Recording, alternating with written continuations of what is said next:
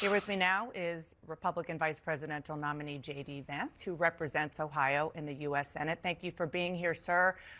So the mayor of Springfield, Ohio, Rob Rue, said, quote, all these federal politicians that have negatively spun our city, they need to know they're hurting our city. And it was their words that did it. Before Donald Trump talked about eating dogs and cats on a debate stage, it was you, Senator, who first elevated this baseless rumor. These are your constituents. So why are you putting them at risk by continuing to spread claims about Haitian immigrants, despite officials in your state saying that there's no evidence and pleading for you to stop? Well, Dana, first of all, what's putting the residents of Springfield at risk, which was a town completely ignored by the American media until Donald Trump and I started surfacing some of these concerns, is that they can't afford housing, they can't afford health care. The schools have been overwhelmed, the hospitals have been overwhelmed, and they're overwhelmed because Kamala Harris allowed 20,000 Haitian migrants to get dropped into a small Ohio town of about 40,000 people, and it's completely overwhelmed the services. Now, you ask, why have I talked about some of the things that I've been talking about? Let me just say this. My constituents have brought approximately a dozen separate concerns to me. 10 of them are verifiable and confirmable, and a couple of them I talk about because my constituents are telling me firsthand that they're seeing these things. So I have two options, Dana. I can ignore them, which is what the American media has done for years to this community, or I can actually talk about what people are telling me. And of course, many of the things that the media says are completely baseless have since been confirmed. For example, I was told, Dana, that by the American media that it was baseless that migrants were capturing the geese from the local park pond and eating them.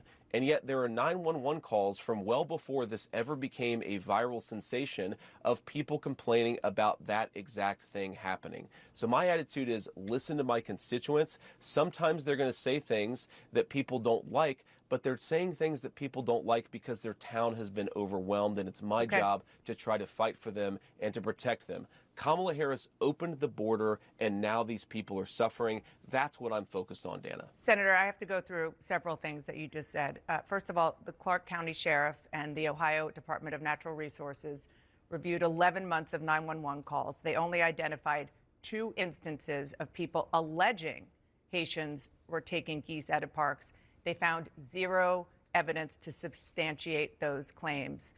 Also, other evidence that you have talked about, even you've retweeted alleged evidence, are unsourced social media videos from a different city, apparently no connection to Haitians.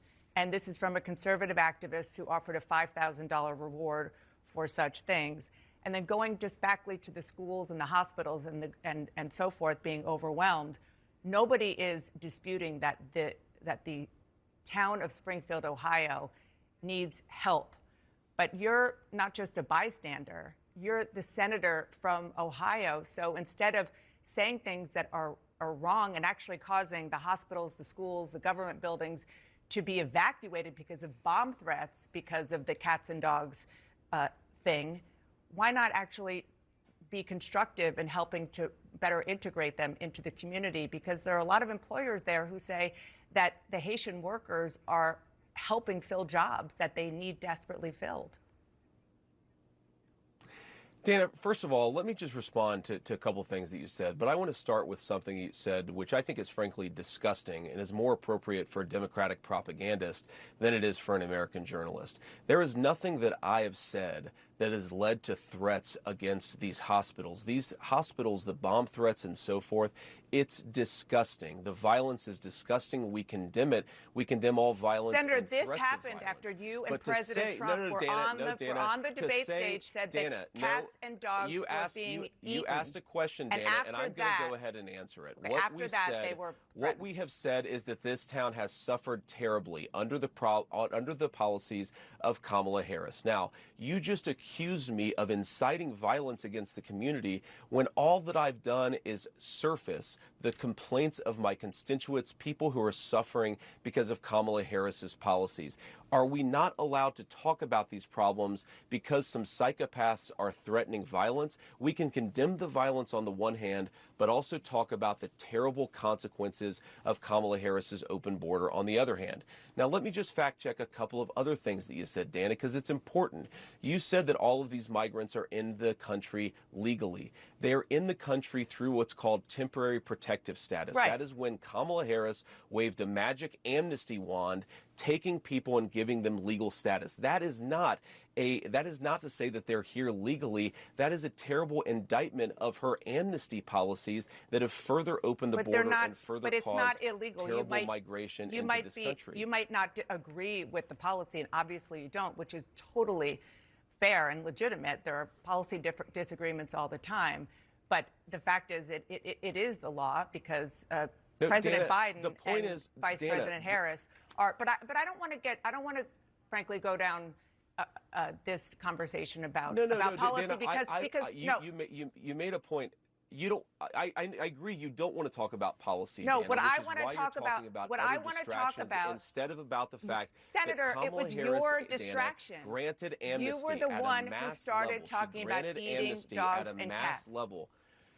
You were the one who brought this my up. Constituents the president were the said ones it to who talked about 60 eating million dog and people. cats, and I talked about it because you were ignoring this community. My constituents talked about it. Have you been to Springfield? It is my responsibility to surface their concerns when the American media Have you been to ignores Springfield? Dana, I've been to Springfield probably 100 times in my life. How about I've taken my children to get ice cream at Young's Jersey Dairy. Have you heard recently since you've gotten these calls? Have I been in the last 4 days? No, I'm talking I haven't been about in the last 4 days, but I've since talked you've to a lot gotten of these people calls in from the Springfield, constituents. Dana, and they're telling me this stuff is happening. Dana, would you like to ask me questions and then let me answer them, or would you like to debate me on these topics? I noticed that when you had Kamala Harris and Tim Walz, you gave them multiple choice answers to the questions that you asked, and you allowed them to answer the questions.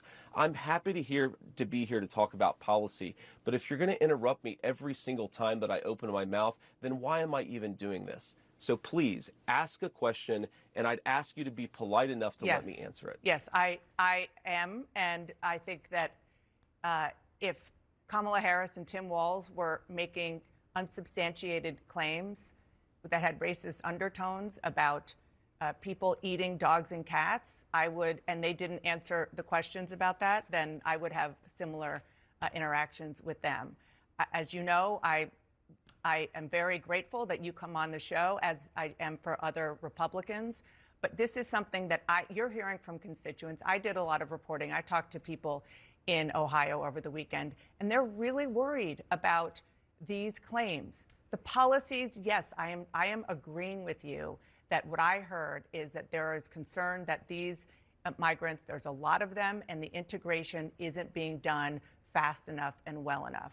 And that's a totally legitimate conversation.